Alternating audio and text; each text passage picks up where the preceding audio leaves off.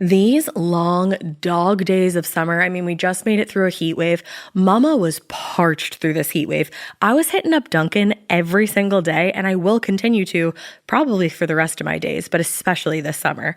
Dunkin' is helping everyone stay cool this summer with its lineup of refreshers. These drinks are packed with bold, fruity flavors and served ice cold. It's amazing. Dunkin' refreshers are the perfect afternoon pick-me-up. I like to start my morning with them personally, and then sometimes I go back for a second one because I'm just feeling crazy. They come in a variety of delicious flavors, including fan favorites mango pineapple and strawberry dragon fruit. And then for a limited time, there's black cherry and there's pink pineapple. I'm going to tell you something right now, and it's a bold claim, let me tell you, but I stand behind it. Pink pineapple will change your life. It is so good. It has me feeling like I'm sitting in a pool, resort side, just living, honey. It's so yummy. Try your favorite flavor with green tea, sparkling water, lemonade, or Dunkin's all-new limeade. I haven't tried the limeade yet, but I'm going to. Usually I get my drinks made with green tea and occasionally lemonade, but I do really like the green tea. Or if you don't want to build your own, try one of Dunkin's curated refreshers like the Cherry Lime Ricky or the Ultimate Pink Daydream. The Cherry Lime Ricky, scrumptious. I could drink like 3 of these a day. They're so freaking yummy. Head to Dunkin' today and find your favorite refresher. Dunkin' refreshers contain less than 1% fruit juice. Limited time offer. Hey weirdos, I'm Elena. I'm Ash. And this is Morbid.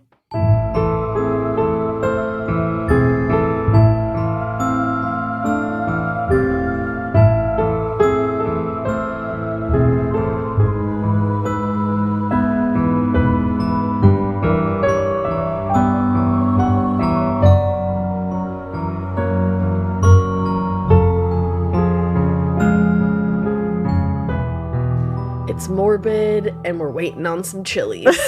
That's what I have for you today. We got chilies for lunch. We got a few recordings that we're doing back to back today. So we're like, let's supplement our lives with some chili cheeseburgers because health and wellness. Honestly, shout out to Bridget. It's Marquette, right? Yeah. Marquardt. I always say it wrong. Fuck my life. You know what? Bridget from Girls Next Level podcast, go listen to it. It's fucking awesome. Yeah, if you're not listening, like, what are you even doing with your Bridget life? has a name like my last name that, like, it looks Scary crazy a little bit. and it looks like, whoa, how do I say that? And then you hear it and you're like, oh. I know. And I'm like a really big fan of hers, as we all know, and Holly Madison too. So I really didn't want to fuck up her name, but I did. Yeah, I think it's Marquardt. But anyway, I saw Bridget post a picture with a cheeseburger, so then I ordered a cheeseburger. So thank you for that, Bridget. And again, go listen to their podcast because they are 2 delightful human beings. Yeah. Their podcast is awesome. It's just like, you know what? I was going to say it's light, but it's really not. It's not. It's actually pretty heavy. The things those girlies went through, but the way they present it is so light. Like you're just... I feel like I'm just choking. We get this a lot, that people feel like it's like you're just hanging out with friends. Yes. That's how I feel about their podcast. I definitely feel that way. It's like a slumber party. And they're one of the only podcasts that I'm like week to week, minute to minute caught up and just waiting for the next one. So, but you know what? They're great. I have 3 podcasts like that. You know what? Let me just shout them out because like love is love. Love is love. Love is love. You know what? Let's end this year with some love because is everyone all right? Yeah. No. The answer is no. Everyone's angry. Everyone's like, there's just a lot of shit. Well, so let's end it on a good note. And 2023 is my wedding year, so like let's get it together. Let's folks. say goodbye to 2022. But no, my favorite 3 podcasts right now that I'm listening to like week to fucking week. I'm like, I need it. Give me it. It's Oxygen. Watch What Crappens. Yes. As always. Yes. Girls Next Level. Yep. As always these days. And Giggly Squad. There you go. So fucking good. And it's nice. It'll get you through your day. I think when this comes out, I'm looking at the calendar right now. I think it's gonna be it's gonna be 2023. Yeah. Oh my god. Happy New Year, everyone. Happy New Year. They're like, New Year was like 80 days ago, bitches. Yes. We are also nowhere near January right now as we record this. Yeah. No. We're weeks away. But I don't even know what day it is, to be quite honest. In the future, Happy New Year. Ash, Happy New Year. You know what, guys? Elena, Happy New Year. Happy fucking New Year. I hope all of your holidays were beautiful. Yeah. And I hope you're ready to start this year and have a great one and feel good and be good and do good. Oh my God, while you're listening to this, it's officially my motherfucking wedding year. There you go. Let's fucking go, baby. Oh, and you know what? Before we get into this episode, I need to tell you guys a crazy story. My dream. Oh. Yeah. This is gonna fuck your shit up. Okay. So I've heard this thing where if you lucid dream, I don't know if you, I know some of you lucid dream because you've sent us like listener tales about it. So yeah, one of you listened dreaming. to our chat with Andrew from Let's Not Meet. Yeah, lucid dreaming. I've heard this thing where you're supposed to, or you're probably not supposed to, ask people in your dream, like once you figure out that you're lucid dreaming, ask the next person you see and anyone else you see, what's the date and time? And I always thought these things are kind of bullshit. And I thought they were maybe just like everyone's personal experience. And like, you're like, it's a TikTok trend. Yeah. I was kind of just like, I don't know.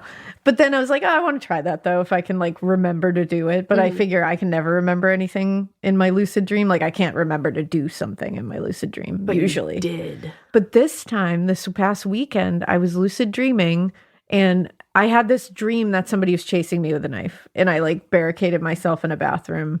And then I realized I was lucid dreaming. So I was like, oh, he's not there anymore. And I opened the door and he wasn't. Because I was like, it's a fucking dream. I can control this. Dream, kid. And he wasn't, but two women were. And all of a sudden in my head, I was like, ooh, ask them the date and time. So I was like, excuse me, ladies. Can you tell me what the date and time is? And they both turned around and looked at me and was like, why would you ask us that? And I was like, I don't know. I just really want to know the date and time. And they were like, why? Why do you want to know it? And they started yelling at me, getting in my face. Could not believe I was at. It's like I asked them, like, I don't even know. Like, it's asked them something really personal about themselves. Yeah. They got that angry. So I like scooted through them because I was like, oh, get away from me. You're terrible. And I was like, damn. And I came across John and I was in like someone else's living room and I saw John and I said, John, what's the date and time? And he grabbed me by the arms, which was terrifying in my dream. Because that's not a John move. Because that is not a John move. And he got right in my face and was like, what? Don't ask that. Don't ask me that. And he started like yelling it in my face. I've heard this story 3 times now, and I'm still as terrified as the first time. And I like to fuck around and find out. So I saw a couple of people in the kitchen behind him, and I yelled, hey guys, what's the time and date? And they got angry and started coming over with him. And all of them were surrounding me, yelling at me. And I woke up as that happened. A lady gets into my car and she goes, dreams aren't what we think they are. No, they're not. And I was like, something is up here. Sit down, girly. What? There's a simulation happening and they get pissed when you start poking holes in it. Something's happening. But guys, I couldn't believe that actually happens. Yeah. Like, I thought that was bullshit. I fully thought that was bullshit. I'm not trying it. But they get mad at you. Ask your dream people what the date and time is. I want to see if anybody gets the date and time. Our friend Dave was saying, though, to be careful lucid dreaming because you can night terrors. Yeah, like walk yourself in a night terrors. That's when you put yourself in a lucid dream. Right. If you're just accidentally lucid dreaming, then you're fine. Go fucking ask people what the date and time But like, be prepared to be scared. Yeah. Because that's a disheartening experience. Now I'm going to start looking it up, though, looking more into it, because I was like, that was a wild experience. The government's coming for you, like, truly wild. They're coming for you. Yeah. It was a lot. What you want? But I just want to let you guys know that. And with that, let's get into our case.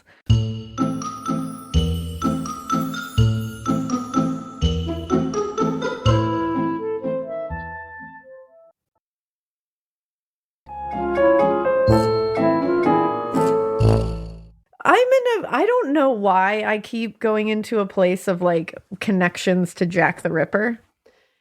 I don't mean to. It's literally just happening. So I feel like that's telling me something, like I'm going to solve the case or something. Perhaps, but Tobias already did. That's true. So maybe me and Tobias together are going to solve the case. Maybe. I think so. 2023, let's manifest it. So this doesn't technically have like a connection to the Jack the Ripper case, but it was during the same time period kind of, and people were using that case with this case. So it kind of connects. Okay. So this is the case of Theodore Durrant, the demon of the Belfry. That's disappointing because Theodore is one of my favorite names. Well, technically, his full name is William Henry Theodore Durrant, but I know that you also love the name Henry. So. Yeah, that's like my 2 future children's names, so that sucks. So there's that. But this is a wild case.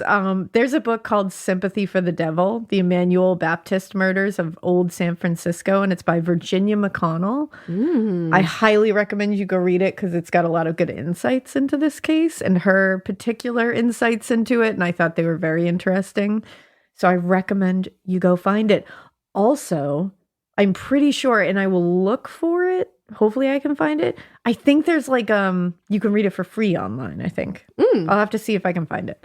Also, you should name your band that if you're a musician. Sympathy for the Devil. We are Sympathy for the Devil! Thank you, Cleveland! Hello, Wisconsin! I think that's great. But yeah, do that.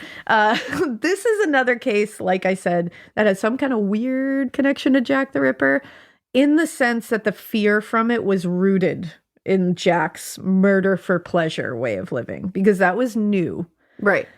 You know, this whole murder for murder's sake was not something people were used to at this point. Usually it was for gain, you know. So this is the story of Theodore Durrant. He was a Canadian immigrant to San Francisco, California in the late 1800s. He was a medical student, known as a very kind, very giving man, and also was the assistant superintendent of the 21st Street Emmanuel Baptist Church Sunday School. Shit. Yeah. Lastly, he was a vicious murderer who was able to blend into society and blend into the world of decency without issue. Weird. So he had a lot of layers. Yeah. But of course, with any case like this, there were people who thought there was people who actually kind of couldn't, and still now can't determine whether he did it or not. He 100% did it. Okay. Like, this isn't one of those cases where it's like, I don't know, maybe it was someone else. Like, 100% he committed these crimes. Awesome. He was convicted of committing these crimes, but like, people will find any way to just go against what reality is at this point. So there's that. But it's still a wild story. It went across the nation. It went overseas. Like, it was a big story at the time. So let's talk about this asshole here first. Like I said, his name was actually William Henry Theodore Durrant. He was born on April 24th, 1871, although later, I think in part 2 of this case, I'm going to talk about the trial, and he'll tell you he doesn't even know if that's his real birthday, except he does. So okay, we'll get into that. Was he like trying to claim insanity or something? No, just being a dick? No, he was just being a dick. Oh, he was just saying that, like, you know, he was trying to be very specific when they asked him what his birthday was. And he was like, well, by reports, it's this date. But, you know, I was there as an infant, so I don't know. Wow. Like, he was literally, it's one of those. His parents were William and Isabella Durrant, and they had him in Hamilton, Ontario. After their marriage, they had Theodore, and 2 years after Theodore's birth, his sister Ulla Maud was born. Ooh, that's a dope-ass name. It's a cool name. She went by Maud and eventually became a famed dancer. Of course she did, with a name like Ulla Maud. Yeah, which made her brother's later crimes even more shocking, that she was like this famous dancer. The family had another boy in 1877, but he unfortunately passed away only weeks after birth from infantile convulsions. Oh, that's terrible. Is that basically like a seizure? I think so. And I think his name was Edward. His name was going to be Edward. Now, apparently the Durrants were not like a match made in heaven. They were not turbulent, really, but people just found their union very odd. She was apparently very ambitious and very excitable. She was always on the go and sounds kind of like an extrovert. His father, on the other hand, was allegedly very quote-unquote drab and boring. Of course, opposites can attract. I was going to say. But his father also like had an unpredictable personality, not in like an exciting sense, but in like a scary moody sense. So people just were kind of like, I don't know about you guys. But they had both met when they were working at the Charles and Hamilton Shoe Factory in Toronto. She left to be a homemaker once they had Theodore, and he stayed working there. So according to Virginia McConnell, it seems, who wrote that book that I mentioned, it seems Sympathy for the Devil. Sympathy for the Devil. It seems like William, the father, may have suffered from bipolar disorder. Okay. That's what Virginia is surmising from her research. He had some unstable moods. Like I said, his behavior was a little unpredictable at times, and this may have been exacerbated by their son Edward's tragic and untimely death. Yeah, definitely. Again, that is not like a blanket diagnosis over all bipolar disorders. No. This is just what she is surmising from what she read. Okay. That's all. Now, William traveled to England a few times for unspecified treatment for his, what he had going on mentally, and was not present in the home a lot as the kids were growing up. Isabella, however, was there 24/7, and she formed a very strong bond with her children, which means Theodore was there with his sister and his mom 24/7. Okay. Also, it seemed kind of like Isabella was like, sure, you go, we're fine here. Like it was kind of one of those things where the dad was just not really around. Yeah. He was doing treatments, Probably there wasn't a lot understood back then about mental health. Exactly. So it was probably annoying to her that he was going through mood swings exactly. like he was. So she was probably like, yeah, just get out. I got this. Right. So it became kind of she was the main caretaker. Now, in 1878, William returned from one of his treatments in England, which we don't get any specifics for what these treatments were or what they are for. It's just kind of like his treatment, quote unquote. So he comes home from a treatment in England and told his family he was going to move to San Francisco, where he believed he could get a better job and make more money. San Francisco, California. Is he taking them with him? Well, he said he was going to, but not right away. He said once he got himself stable there, he would bring out the family. Okay, I can kind of understand that. Kind of set everything up, get a job, get a place to live. Yeah, get it all set for you guys. But again, Isabella was left alone with the kids. So in 1879, he eventually did bring them to San Francisco. So the next year, he brought them to San Francisco. Took a while to get set up. Sure did. But he was not able to hold down a job because of what he was going through. Okay. Like because of his erratic moods, because of his erratic behavior, he just wasn't able to hold down a job. He had a lot of outbursts and, it was left unchecked at this point. So employers at this point and at this time were definitely not willing to deal with that or understand it. That we didn't know back then. They just weren't willing to know. But things got so bad that the whole Durrant family had to move in with William's parents for a time because otherwise they would have just been without a place to live. Oh, man. Theo, however, was doing all right. Okay. He was popular with his peers and his teachers said he was a good student, never got in any trouble. He especially excelled at things that let him get his hands busy and tinker with things. He liked mechanical stuff, technical stuff, electrical things. He reminds me a little bit of Peter Sutcliffe in that way. In that manner. Sure. But he eventually went to Cogswell Polytechnical College and took more classes involving engineering and electrical things. And he registered for the 1891 semester at Stanford University. Shit. Unfortunately, likely due to his family's financial woes, he was unable to attend that semester. And it did bother him. So instead of letting it just stop him in his tracks, though, he did end up enrolling at San Francisco Cooper Medical College in 1893 and decided his love of tinkering and opening things up to explore would serve him well for a medical degree, which is not a bad idea. His mother really steered him in this direction with the hopes that he would be able to make money and raise his social standing. Yeah. Which was huge back then. 1890s, social standing is everything. Yep. Classes were very distinct back then.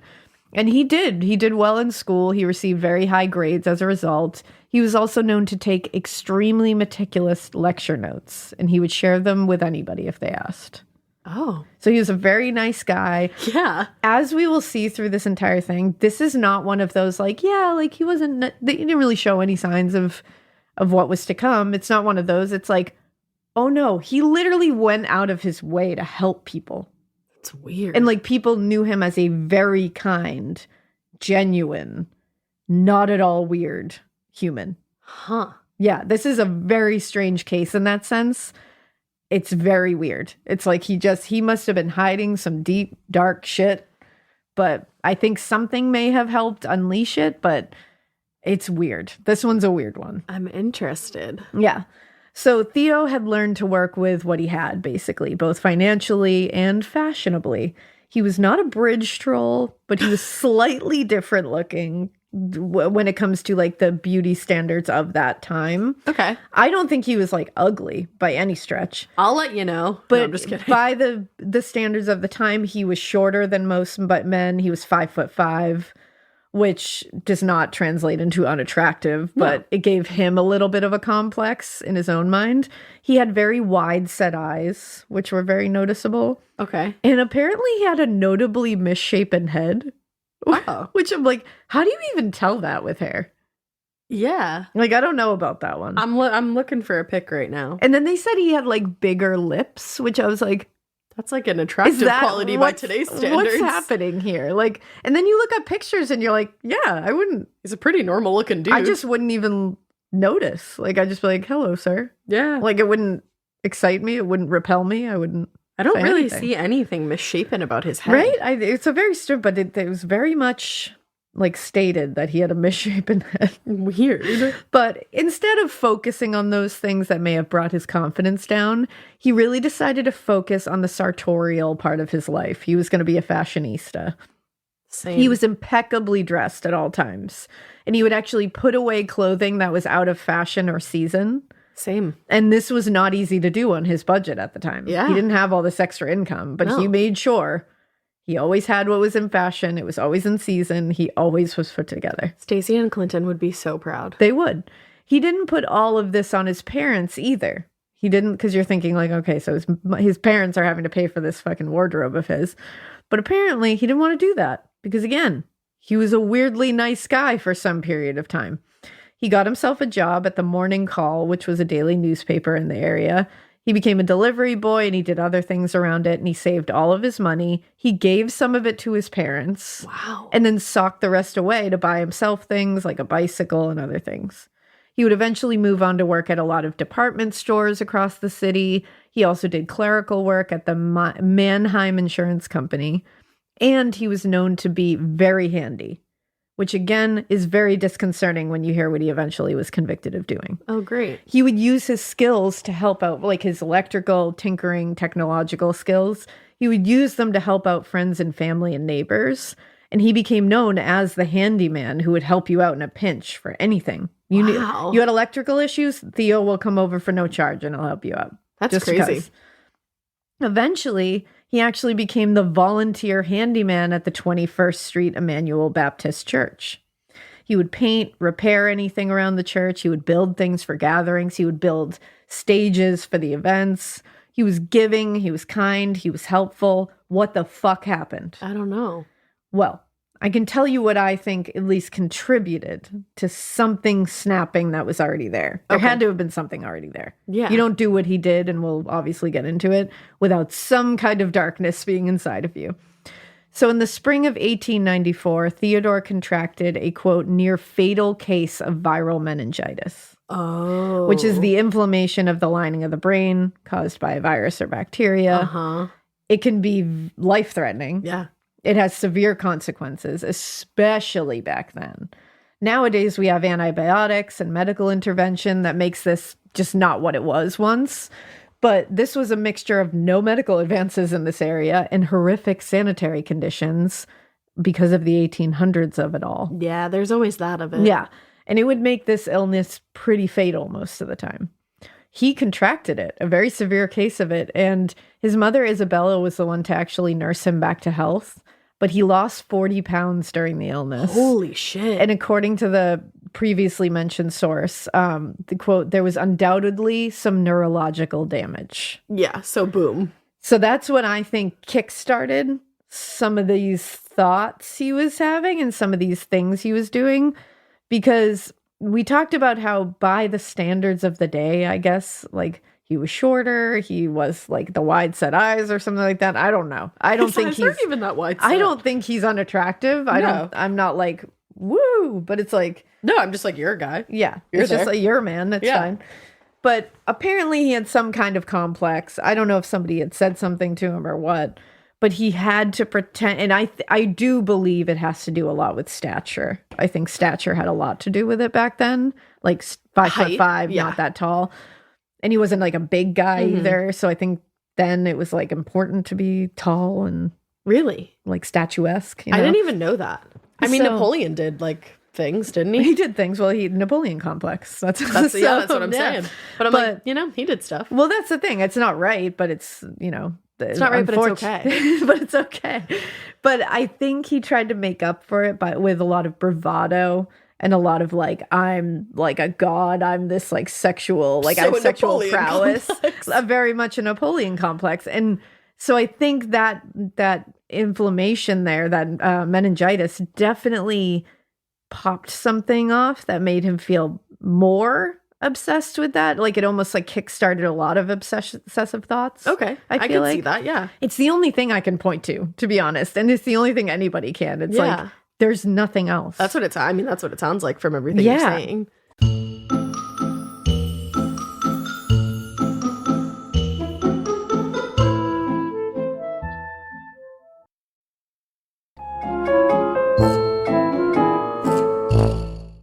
There does, obviously, you can point to as well, there is some kind of mental illness that is running through the family as well. But again, mental illness doesn't equal murdering people. So it's like you can't point to just like, well, his father had something going on. That's like, I think there had to have been something. Yeah.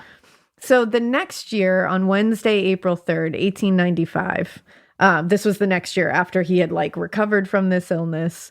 The family of 21-year-old Blanche Lamont, and this is 21-year-old, by the way, barely out of teenage years. I know what's going to happen now that you've specified that. They were beginning to panic a bit on this night because she had not returned home after that afternoon. She had a violin lesson, and it wasn't like Blanche to disappear without notice. Blanche had moved to California recently from Montana, and she had been a school teacher in Montana, but she was in California taking courses to further her education. All right. She was staying with relatives in California. So she had last been known to be with her friend, Minnie Edwards, who was questioned.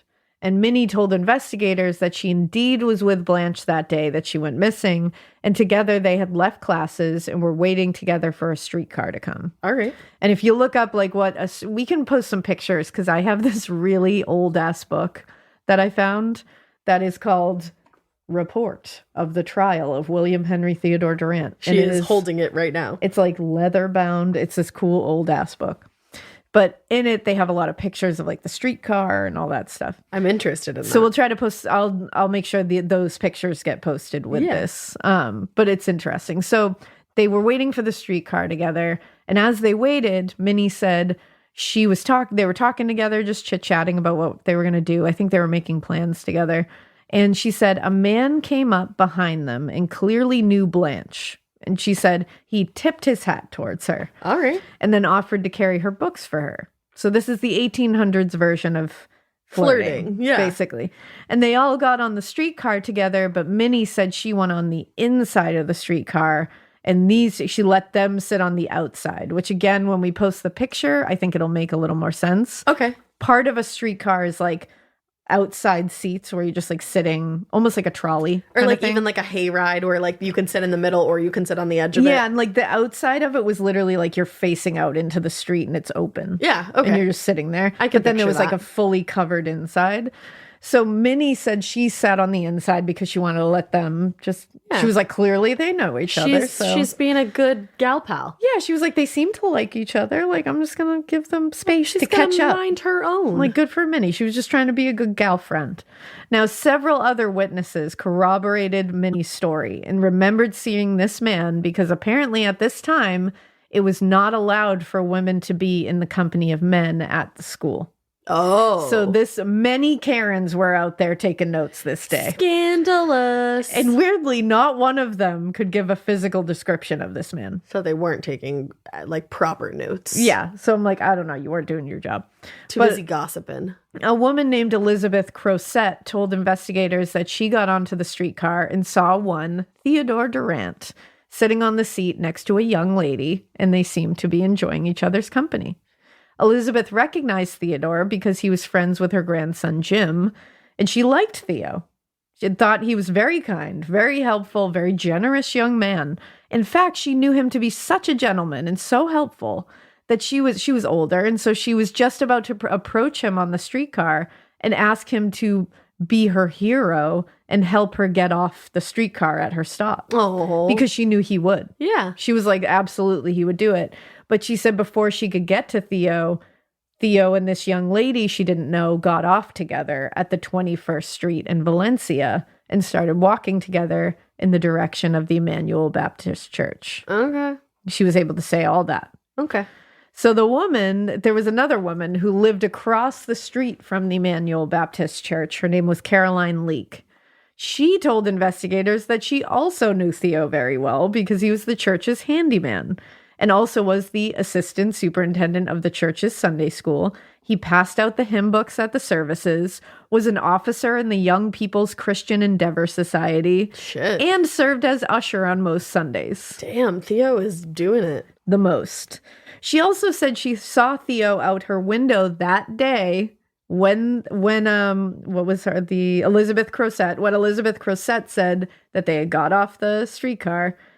Caroline Leake said, I saw her hit Theo out my window and that he was with a woman that she didn't recognize and they were walking towards the church. I'm trying to keep this all noted, but now I just have Melissa Etheridge stuck in my head. There you go. Come to my window, you know?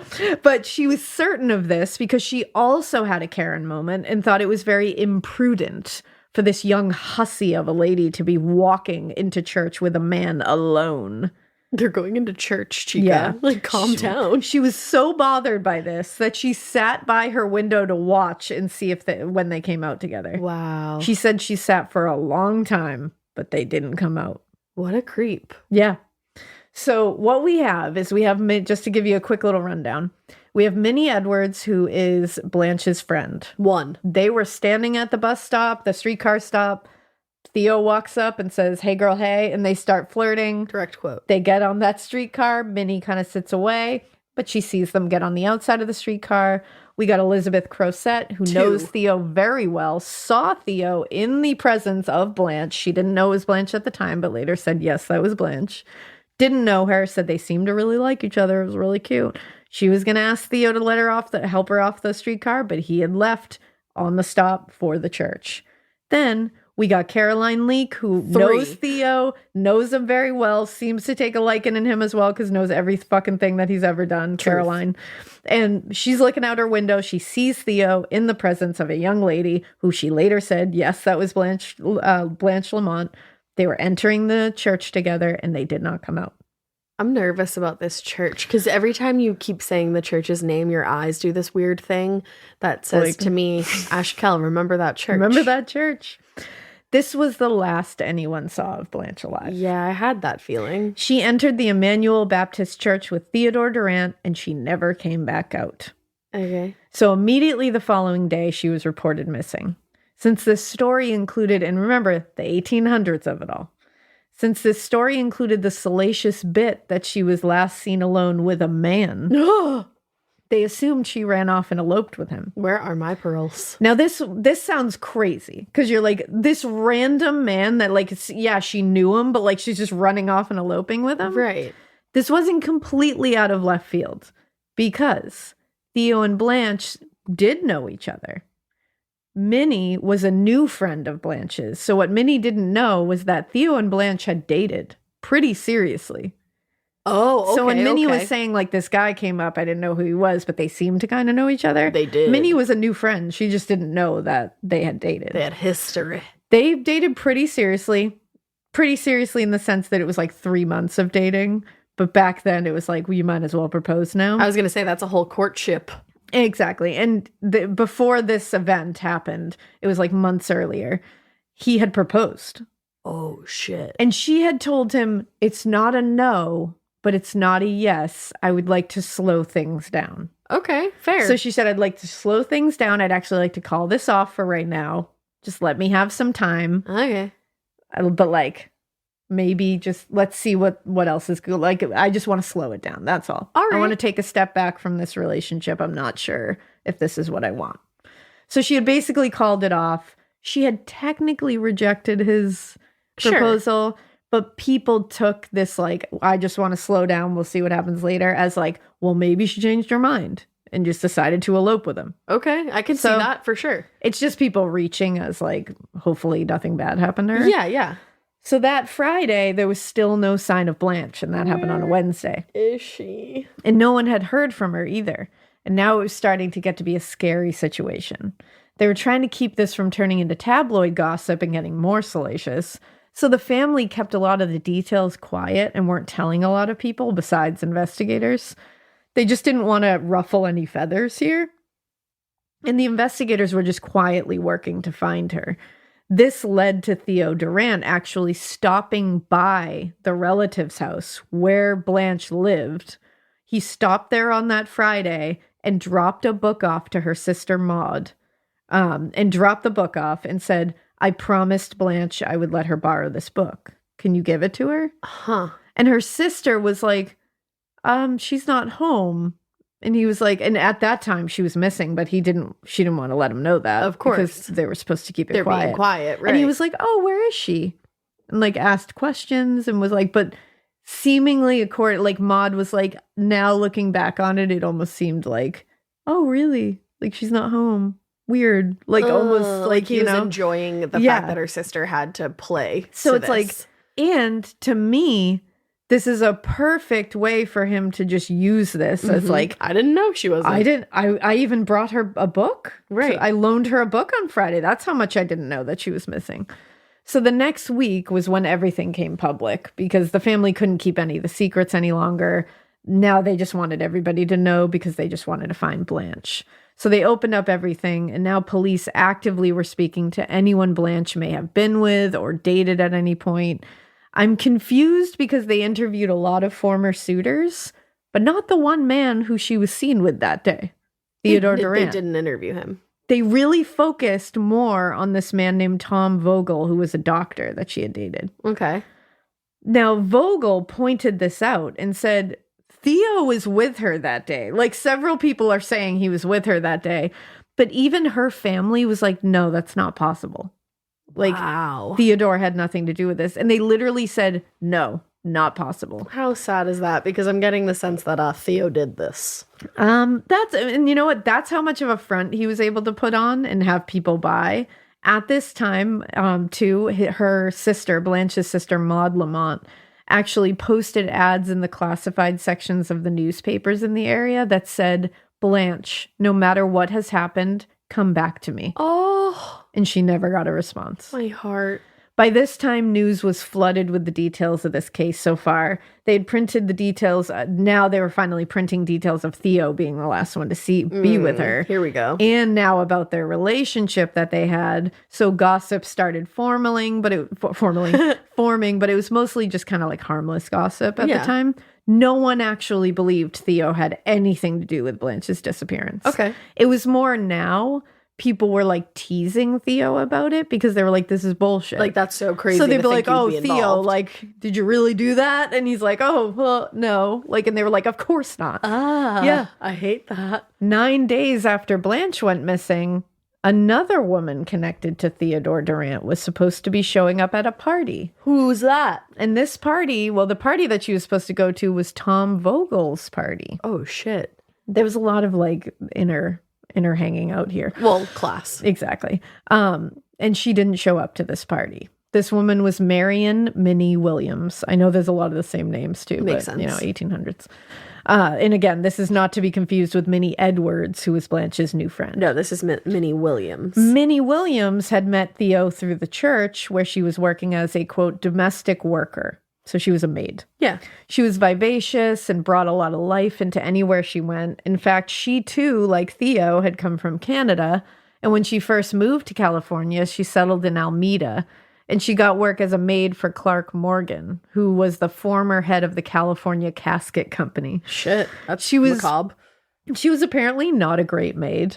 But they kept her because the family adored her so much and came to think of her as such a happy presence in their home that they were like, I don't even care that she's not that great of a maid. I like to think that's why the pub that I worked at kept me for so long. That's not 100% a great waitress, why. But I'm fun. But you're great. Yeah. But she was that kind of person. She was just like a really awesome person.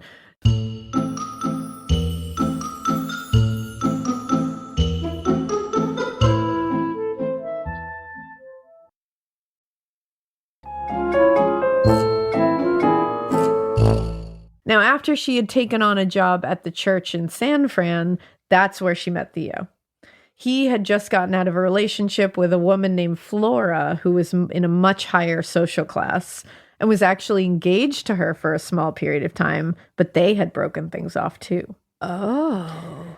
And he showed a great interest in Minnie when she showed up. Okay. So he was very interested in her, but then quickly showed her that he was very interested in having a sexual relationship.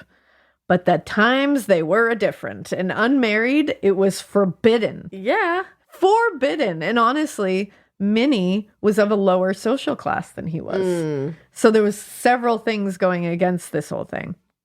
And Minnie was a respectable woman of the time and wasn't going to give in to his crazy desires.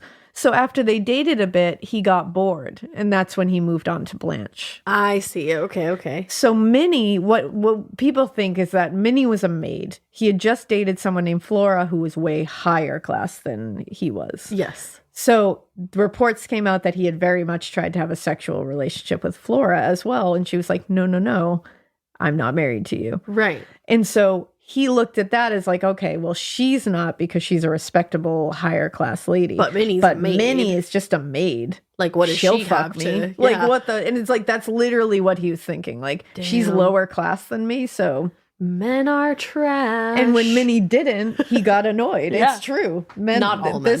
this man's is trash. Exactly. That's for sure. And when Minnie wouldn't do it, he was shocked and probably a little shamed because he was thinking this was going to be easy. Yep. And then he decided to move on to Blanche, who was pretty much in the same class as he was. Okay.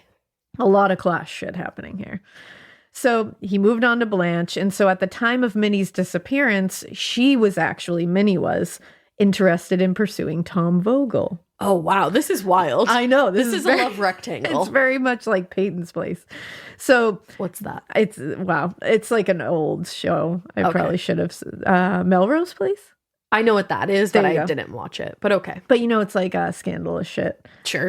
It's like Vanderpump Rules. Okay, let's It's like that. Yeah, there it is. I was like, wait, I know something relevant. That's literally it. So this is why that evening that Minnie did not show up at this party. She had put on her fanciest dress and got her hair done because she was meeting Tom Vogel at his party that evening. Oh, and do you think he was interested in her? I think he was. I do too. I'd like to think he was. She had to take a train and then a ferry to San Fran that night. She was committed. She was committed. Witnesses later came forward to say that they actually saw Theo Durrant at the San Fran ferry terminal. Imagine that. And he was clearly waiting for someone.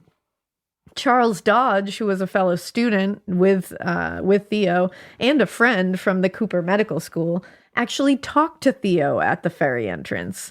In fact, he reported that he made a joke because of the recent headlines and said, "Durrant, what have you done with that girl you made away with?" Aye. And he was obviously talking about Blanche. Yep. And another man named Frank Sademan actually stopped and talked to Theo at the ferry entrance. He was the janitor for the church, or one of the janitors for the church, and knew Theo very well. Sademan told police that part of their conversation included Theo telling him that he was at the ferry because he was looking for Blanche. What? He told him he had, quote, received a clue that she will be leaving the city and going over to East Bay. Okay. Like, what are you doing? Like, sir, do you have her body? That's everybody. So he was basically being like, I heard something that said that she was going to be leaving on the ferry. So I'm here to try to intercept her so I can bring her to her family. I'm a hero. Yeah.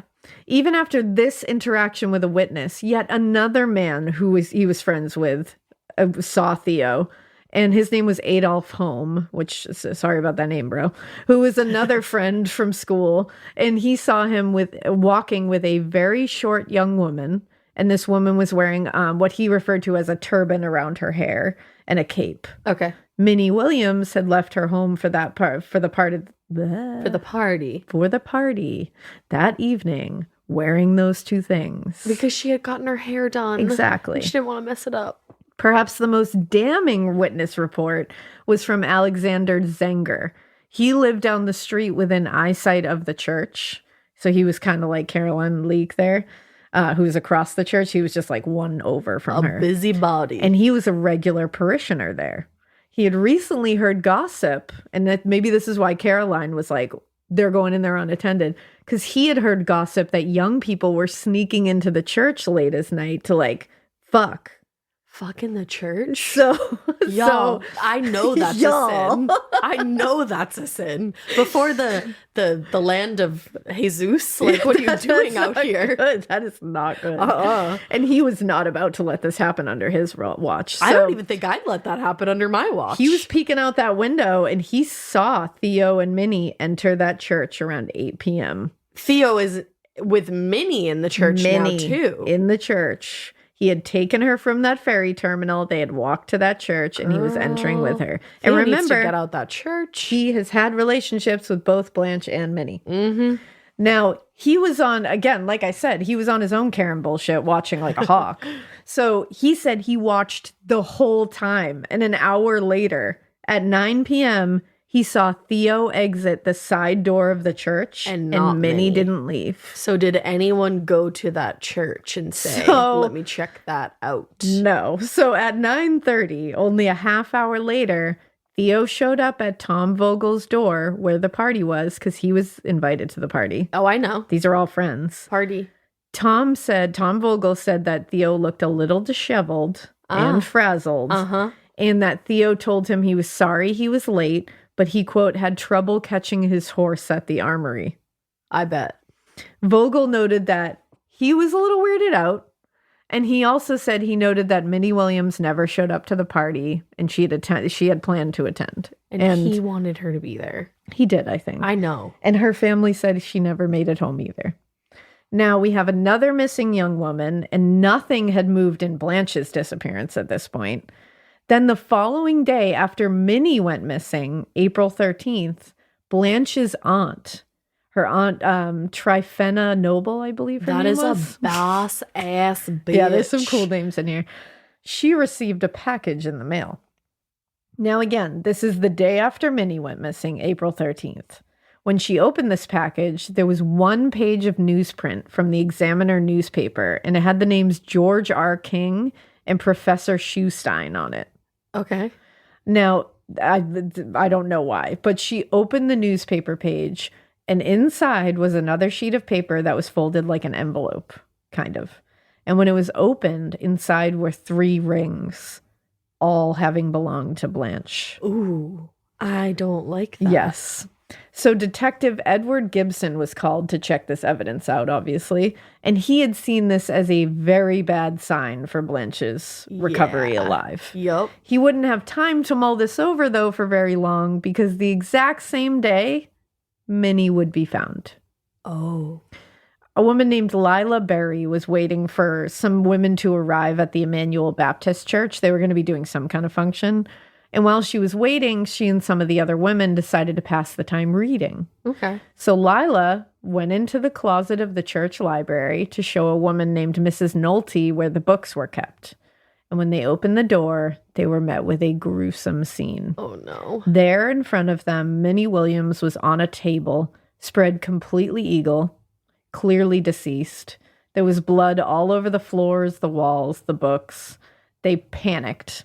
Yeah. And sent for Reverend George Gibson, which seems like his name should have officer in front of it. Yep. But nope, they got the pastor. They called the pastor. He's not legal, guys. Like, we gotta call the legal people. You gotta call the legal people in here. So Reverend Gibson did the sensible thing, and when he saw the body, he called the Golden... police. Nope. He didn't. He called the Golden Gate Undertaking Company and asked them to please remove the body secretly from the church and not let anyone know about it. Why? Because he didn't want to scare parishioners.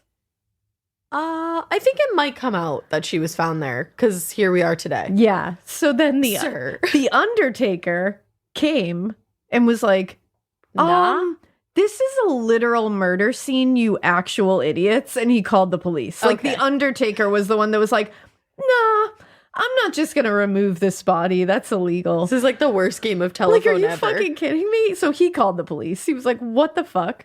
He also called Tom Vogel because he was the closest doctor, which would act as a temporary coroner here, even though they actually have a coroner. Holy cannoli. Isn't this like very scandalous and wild? Is. Yeah. Vogel was obviously shocked to see this woman. Oh, and that's was like, Minnie Williams. Just so terrible for Minnie too. That like he was the one who had to do it. They reported initially that she was lying spread eagle with her party dress pushed up above her knees, and a knife handle was broken and lying on her chest. Okay.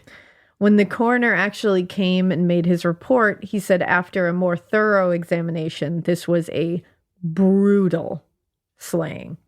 They had found strips of cloth shoved down Minnie's throat. What? The strips had been torn from her own undergarments, and they found a sharpened stick that had been used to forcibly shove the fabric down her throat. Oh my God.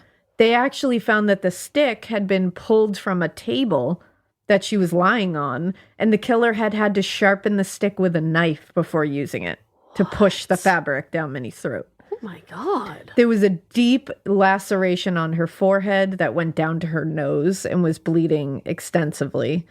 There was lacerations on multiple parts of her body, but her wrists were cut and her hands were almost completely, it said so deeply they'd almost been severed from the arms. Holy shit. Both of them. Yeah.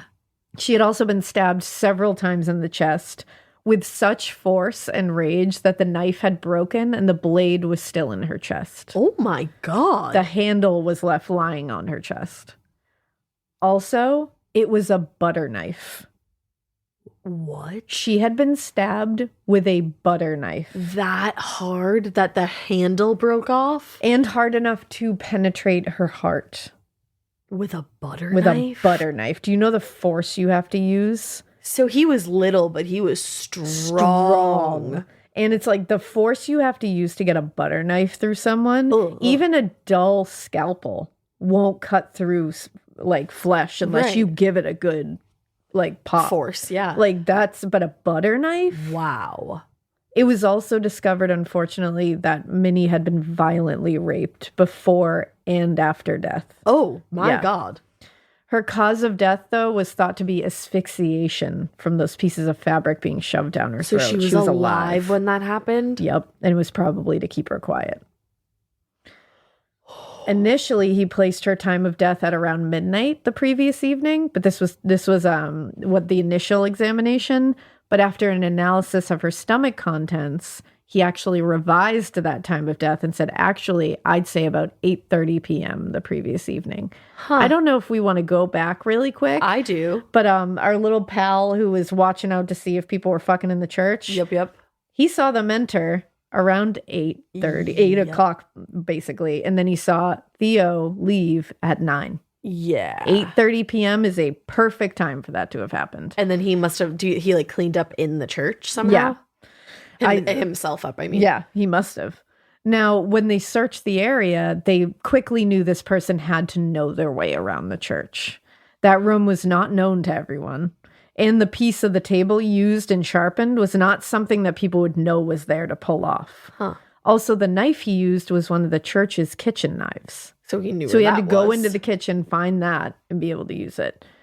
So news spread quickly that there was a murder in the church. So calling the pastor didn't really work out for them. And they put together that there was probably a connection to the disappearance of Blanche Lamont. Definitely. Some papers were very typically 1800s and said in headlines that the body had been, quote, hacked to pieces with a dull table knife. Nice. Well, that is pretty true. Yeah. To be honest, like that's a pretty salacious headline. Yeah, I don't think we need to put that out there. They also said that the assailant had evidently possessed all the ferocity of Jack the Ripper. Okay. Now, Blanche and Minnie, again, they both had dated Theo, and they knew each other. They were acquaintances. Oh, wow. They ran in the same circles. What? Yeah.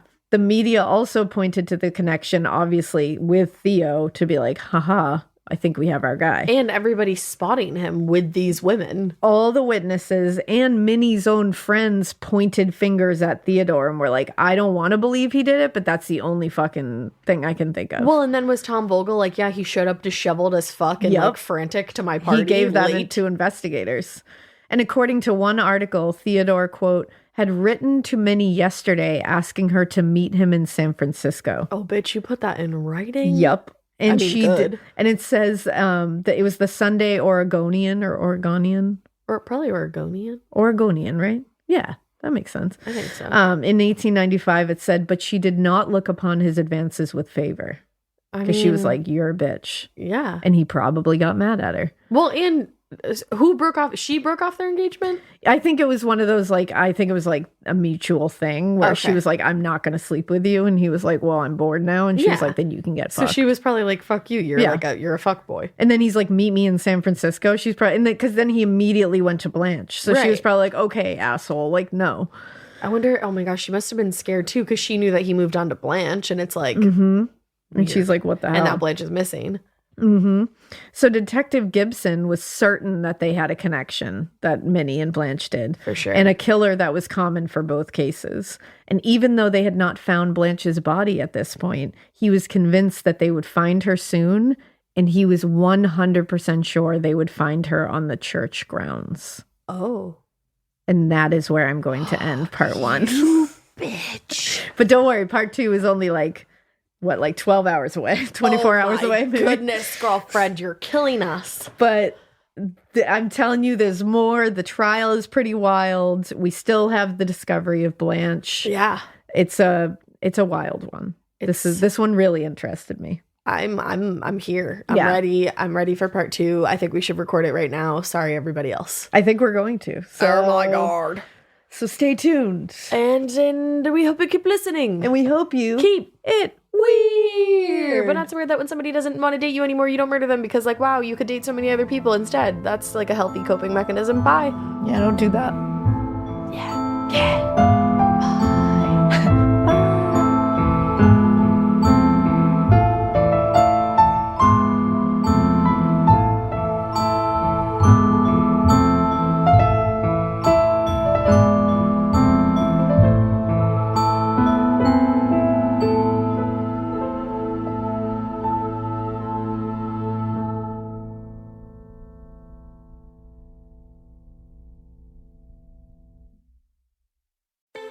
Join me, Cyndi Lauper, with Chef Michelle Bernstein and Dr. Panico to talk about psoriasis and psoriatic arthritis, the potential connection and risk of developing permanent joint damage. Cosentyx secukinumab is prescribed for adults with moderate to severe plaque psoriasis 300 milligram dose and adults with active psoriatic arthritis 150 milligram dose. Don't use if you're allergic to Cosentyx. Before starting, get checked for tuberculosis. An increased risk of infections and lowered ability to fight them may occur, like tuberculosis or other serious bacterial, fungal, or viral infections. Some are fatal. Tell your doctor if you have an infection or symptoms like fevers, sweats, chills, muscle aches, or cough, had a vaccine or plan to, or if inflammatory bowel disease symptoms develop or worsen. Serious allergic reactions and severe eczema-like skin reactions may occur. Learn more at 1-844-COSENTYX or Cosentyx.com/Cindy. Most of us are one good deal away from finally replacing that worn-out rug, fixing up the backyard, or getting the bedroom we actually want. Good news, that deal's almost here. Wayfair's Black Friday and July sale. Get up to 80% off area rugs and up to 60% off outdoor and bedroom furniture. Shop Wayfair's huge selection of styles and find the piece to fit your style, budget, and space. Plus, free shipping. Black Friday in July ends July 27th. Shop today at wayfair.com. Wayfair, every style, every home.